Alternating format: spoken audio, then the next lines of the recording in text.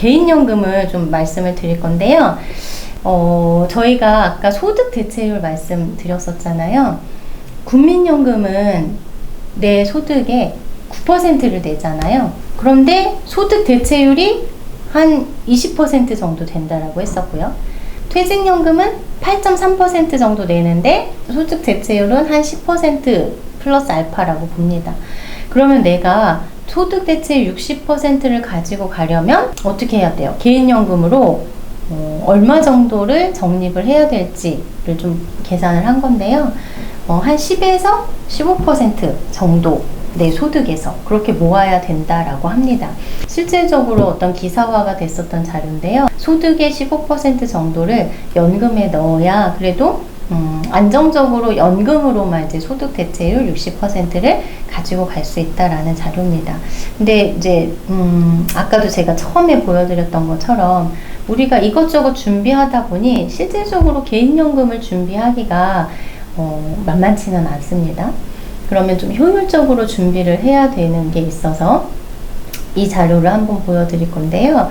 자, 개인연금은 이 연금의 종류나 세제 혜택에 따라서 좀 다르다라고 보시고요. 우선 세금적인 측면을 보도록 하겠습니다. 자, 세금을 보면은 우선 여기 보면 이제 비과세라고 되어 있고 하나는 이제 세액공제라고 되어 있잖아요.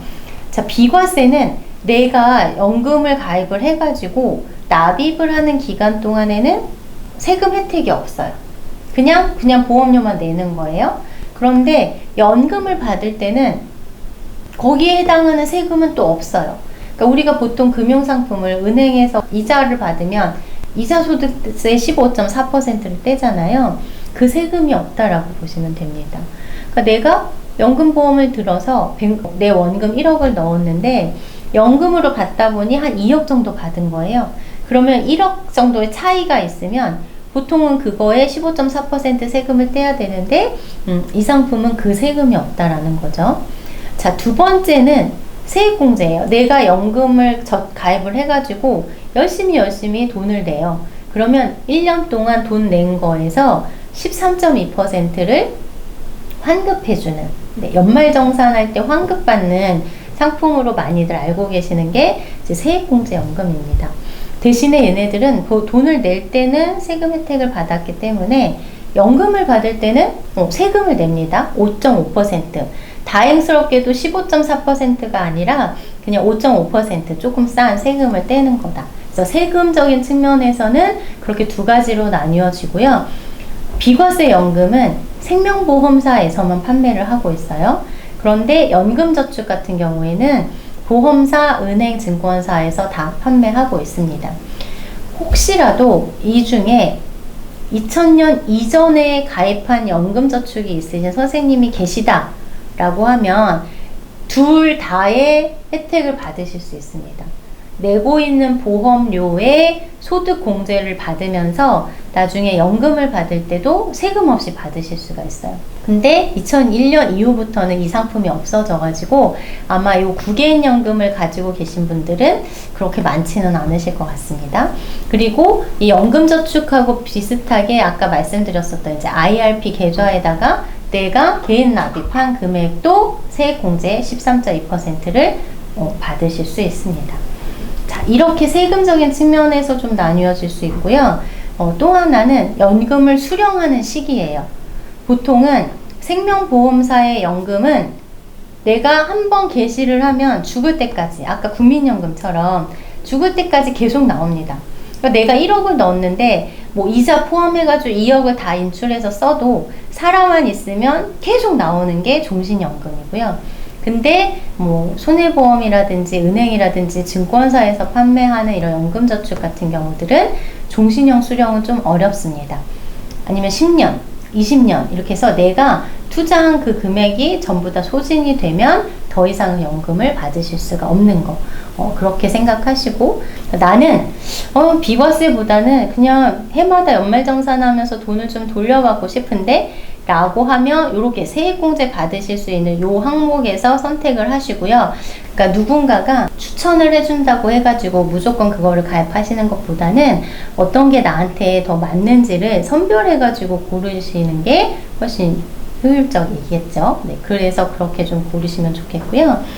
자, 연금저축은 이 소득 구간에 따라서 내가 연소득이 5,500만 원 초과다라고 하면 내가 낸 보험료에서 13.2% 돌려받는 겁니다. 자, 공제 한도가 있어요. 내가 만약에 연금저축에다가 1,800만 원까지 넣을 수는 있지만 그 중에서 공제받을 수 있는 거는 600만 원이다 라고 보시고요. 공제를 받았기 때문에 꼭 지키셔야 되는 게 있습니다. 5년 이상을 유지를 해야 돼요. 55세 이후에 10년 이상을 연금으로 수령하셔야 됩니다. 요 세 가지 요건을 지키지 못할 경우에는 13.2% 돌려받은 거가 문제가 아니라 16.5%를 다시 뱉어내셔야 되기 때문에 연금저축 같은 거 가입을 하실 때는 조금 신중하셨으면 좋겠어요. 연말정산 하다 보면 어떤 분들은 세금을 이제 돌려받기도 하지만 세금을 토해내는 경우가 있기도 하거든요. 그럼 세금 토해내기 싫으니까 어떻게든 그거 하기 싫어가지고 막 연금저축을 만들어가지고 여기다가 막 600만 원씩 넣으시는 거예요. 그럼 1년에 600만 원 넣는 거는 그렇게 뭐 크지는 않지만 이게 내가 한 1년 있다 2년 있다 꺼내 쓸 수 있는 돈이 아니니까 가능하면 55세 이후에 정말 노후에 쓸 자금이다 라고 생각하는 금액만 넣으셔야 됩니다. 그래서 사실은 20대 30대이신 분들이 연금저축을 활용을 하실 때는 저는 그냥 한 10만원 20만원 정도 얘가 굳이 없어도 내가 다른 재무 목표를 이루어가는데 문제 없는 금액 정도로만 하셨으면 좋겠고요. 한 40대 정도 되셨다, 50대 곧 되신다라고 하면 저는 어느 정도 이제 소득도 많이 높아지셨을 테니까 가능하면 연금저축 공제 한도를 꽉꽉 채워서 한 달에 한 50만 원 정도씩은 이 계좌에다가 담으시면 공제도 받으시고 노후자금도 확보가 되시니까 좀 활용을 하시면 좋을 것 같고요. 자, 연금저축하고 아까 제가 IRP가 있다고 했어요. 두 개 합쳐서 900만 원까지 세액공제가 됩니다. 두 개 합쳐서 900만 원까지 되는데 연금저축에 900을 담으면 연금저축은 최대 한도 600이기 때문에 이렇게 하셔야 돼요. 600, IRP 300 이렇게 하시거나 아니면 그냥 IRP에다가만 900 이렇게 하셔야 최고로 제일 많이 공제를 받으실 수 있다 라고 보시고요. 혹시라도 ISA 계좌 제가 설명을 드리지는 않았지만 얘는 그냥 투자하는 계좌예요. 자, ISA 계좌에서 열심히 투자한 자금을 혹시라도 나 얘를 연금으로 쓰고 싶다라고 해서 이 연금저축으로 보낼 수가 있는데 이렇게 보내게 되면은 그 금액에서 최대 300만 원까지 추가로 또 공제를 해주고 있습니다. 그래서 만약에 ISA 자금 만기가 됐는데 연금을 전환하고자 하시는 분들 계시면 이 방법도 좀 활용을 해보실 수 있고요. DC나 IRP 계좌에서는요, 펀드 ETF 뿐이 아니라 뭐 예금, RP, 채권 이런 것들을 다 하실 수 있다라고 이렇게 정리를 하도록 하겠습니다. 그래서 둘 다 꼭 만드셔야 되는 거는 아니에요. 만약에 뭐 둘 중에 하나만 만드시겠다라고 하면 나는 그냥 IRP만 만들어서 한도를 0에서 900까지 쓰겠다 이렇게 하시고 IRP만 만드셔도 됩니다. 그래서 어떤 게 더 좋을지 선택을 하시면 될 것 같고요. 자, 연금 계좌는 이렇게 정리를 하겠습니다. 만약에 내가 ETF를 연금 계좌가 아닌 그냥 일반 CMA 계좌나 아니면 뭐 이렇게 종합 계좌에서 매수를 하고 매도를 하신다라고 가정을 해볼게요. 그러면 걔네들은 15.4% 세금을 떼요. 근데 연금저축 계좌에서 하면 내가 연금으로 10년 이상 받는다라고 했을 때는 세금이 줄어드는 걸 보실 수 있습니다. 그리고 연금보험, 비과세 같은 경우는 아예 세금이 없을 수 있으니까요. 노후 자금을 확보를 하면서 세금까지 고려를 하셨을 때는 연금저축 계좌라든지 아니면 이제 연금보험 같은 거 활용을 꼭 하셔야 됩니다. 퇴직금하고 연금저축 얘네들이 전부 다 사적연금이라고 말씀드렸잖아요. 그런데 아까 연금저축 같은 경우는 내가 1,800만 원까지 넣을 수 있는데 그 중에서 세액공제 받는 게 900만 원이라고 했어요. 그러면 1,800을 넣었을 때 기준으로 900만 원은 세액공제를 안 받았잖아요. 세액공제 받지 않은 금액이 있으면 걔네들은 비과세입니다. 나중에 연금으로 수령을 하셔도 다 비과세예요. 그런데 내가 세액공제 받았잖아요. 그 금액은 연령에 따라서 이제 5.5에서 3.3% 연금소득세를 떼고요. 얘는 지금 제가 말씀드린 건 원금이잖아요. 원금. 그런데 거기에 막 투자가 열심히 돼가지고 막 수익이 붙어서 뭐 한 10% 수익이 났다라고 가정을 해볼게요. 그럼 그 10% 난 거에 대한 세금은 어떻게 계산을 하느냐면 일반 계좌면 당연히 15.4%를 내야 되는데 이 계좌에서는 요렇게 5.5%만 세금을 내면 된다. 라는 거 그렇게 정리를 할 수 있습니다. 그래서 이 계좌는 내 노후 자금을 마련하려면 꼭 반드시 필수적으로 가지고 가시면서 진짜 돈을 나중에는 열심히 모으는 데 집중을 하다 보면 나중에 뭐 매도하고 막 이렇게 돈을 가지고 올 때 굉장히 세금을 많이 내셔야 되는 어려움을 겪으실 수 있어요. 이제 그런 부분들을 얘가 다소 해소해 줄 수 있다. 그래서 활용을 꼭 하셨으면 좋겠습니다. 자, 예를 한번 들어볼 건데요. 자, 이분들은 두 분이 이제 똑같은 회사를 다니시는 이제 맞벌이 부부셨어요. 근데 이 회사는 되게 좋은 게 연금저축, 그 세액공제 받는 연금저축 계좌를 회사에서 반을 지원을 해줬어요. 그러니까 회사에서 예를 들어서 15만 원을 지원을 해주면 나는 15만 원만 내면 30만 원짜리 연금저축이 가입이 되는 구조예요. 그러니까 여기 회사에 다니시는 분들은 이 연금저축이 다 있겠죠. 없으면 손해잖아요. 그래서 남편분은 아까 제가 처음에 개인연금 설명하면서 2000년 이전에 9개인연금이 있었다라고 했어요. 자, 남편분은 1999년에 입사를 하셔서 9개인연금이 있으셨던 거고, 지금 흔히 우리가 얘기하는 13.2%를 돌려받는 연금저축도 있으셨고 IRP 계좌도 있었습니다. 자, 그런데 아내분은 연금저축 계좌만 2개가 있었어요. 그러니까 이분은 각각으로 세금을 혜택을 받을 수 있는데 아내분은 2개가 계좌가 있어도 하나밖에 세금 혜택을 받을 수가 없는 거예요. 그런데 모르셨던 거죠. 다 받는 줄 아셨던 거. 그리고 IRP 계좌는 있었지만 돈을 넣지 않아서 세금 혜택을 못 받고 계셨어요. 이런 상태로 이제 상담을 오셨고요.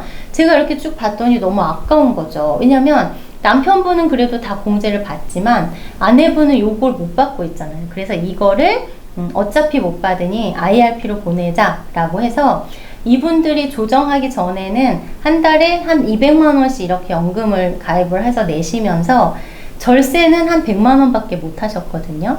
근데 이제 상담을 하면서 사실 한 20만 원 정도 더 내야 됐었어요. 조금 더 20만 원 정도 더 냈더니 절세할 수 있는 금액이 100만 원에서 200만 원으로 늘어나게 됐습니다. 그래서 혹시라도 내가 계좌가 좀 있는데 이게 좀 정리가 안 되셨던 분들, 그러니까 실제로 막 우체국에 연금저축 계좌가 2-3개 막 있으신 분들도 생각보다 많더라고요. 그러니까 이게 우체국에 가면 세액공제 받는 건데 하나 하세요 라고 해서 했어. 근데 조금 이따 갔더니 또 그렇게 얘기를 하시면 나는 이게 있는지 없는지 잘 모르는 상태에서 중복해서 막 가입을 하실 수 있거든요. 그래서 내가 그런 계좌가 혹시라도 있는지 좀 점검을 해보시면 이렇게 똑같이 돈을 내면서 훨씬 세액공제를 많이 받으실 수 있잖아요. 그래서 이렇게 조정을 하고, 또 하나는 전부 다 보험사에 있었었는데 이거를 이제 증권사로 저 적립금을 다 가지고 오셔서 쟤네들을 ETF에 좀 투자하실 수 있게끔 상품 구성까지 좀 도와드렸었습니다. 그래서 개인연금, 그리고 아까 이제 DC나 IRP에 있는 퇴직연금 같은 경우들은 반드시 좀 뭔가 이런 조정 과정을 거쳐서 수익을 좀 더 창출을 하거나 아니면 세금을 아끼시는 방법들을 모색을 꼭 해보셨으면 좋겠습니다. 자, 여기까지가 이제 개인연금이었었고요. 이제 주택연금 구조는 굉장히 심플해요. 내가 뭐 금융자산, 연금저축, 퇴직연금 이런 거를 뭐 한 55세부터 20년 동안 이렇게 받아서 썼더니 75세 됐더니 국민연금밖에 안 남았더라. 그러면 내 노후가 좀 생활비가 부족하잖아요. 그럴 경우에 내가 뭐 한 5억짜리 집이 있었다라고 하면 이제 75세 시점에 5억짜리 집을 담보로 대출을 일으켜서 연금식으로 받는 거죠. 그러면 한 달에 한 180만 원 정도 나오니까 이거하고 국민연금하고 해서 이제 노후 생활비 마련으로 쓰시면 되는 거예요. 그래서 물론 다른 금융자산이라든지 기타 이제 뭐 다른 임대소득이 있으시면 뭐 주택연금까지는 안 가셔도 되지만 그런 게 없다라고 하면 사실은 이제 주택연금도 저는 그렇게 아주 나쁘지는 않다라고 봅니다. 그래서 다층으로 여러 가지로 내가 같이 배우자랑 있는 기간, 배우자가 혼자 살아가는 기간, 그 다음에 국민연금이 나오기 전까지 기간, 이런 기간 동안에 좀 짜임새 있게 이런 연금을 좀 수령하실 수 있는 방법들을 준비하셔야 되고요. 자, 실제로 이런 자료들을 좀 해보셨으면 좋겠어요. 그러니까 내가 어떤 생활비가 필요한지를 계산을 해보시고, 예를 들어서 내가 한 달에 한 500만 원 정도 필요하다라고 하면 이제 이런 식의 현금 흐름 예상표를 만드는 거죠. 그리고 왼쪽 항목에다가 내가 가지고 있는 연금이나 자산을 쭉 적는 거예요. 뭐 이분은 예를 제가 들기로 30살부터 한 25년 동안 근무를 하면서 준비를 하셨다고 가정해 볼게요. 자, 금융자산으로 한 이제 주식 같은 거 하셔서 3억 정도 모으셨고요. 국민연금 나오고 퇴직연금 있고 개인연금 있습니다. 퇴직연금은 한 1억 5천 정도 받으셨고, 개인연금은 이제 입사하면서부터 시작해가지고 꾸준하게 연금저축 혹은 뭐 비과세를 상품을 가입을 해서 이게 1억 8천 정도 모으셨어요. 한 달에 60만 원씩. 그리고 이제 임대소득, 조그만 오피스텔도 하나 있으셔서 거기에서 한 80만 원씩 소득이 나오고 있었습니다. 자, 이분이 그러면 60세부터 시작해가지고 어떤 식으로 500만 원 이 현금 흐름을 만들어야 되는지를 이제 계산을 하는 거죠. 그래서 첫 번째로 금융자산은 3억을 그냥 4% 이제 배당이 나온다라고 가정을 했어요. 그러면 그게 이제 한 달에 100만 원씩이잖아요. 그래서 거기에서 이제 100만 원씩 나오고. 자, 국민연금은 65세 시점부터 이분이 450만 원 소득이 한 25년 정도 지속되었기 때문에 90만 원 정도의 국민연금 수령액이 이제 65세부터 종신까지 쭉 나오게 되는 거고요. 퇴직연금 같은 경우는 한 1억 5천을 뭐 한 10년 동안 나눠서 받는다.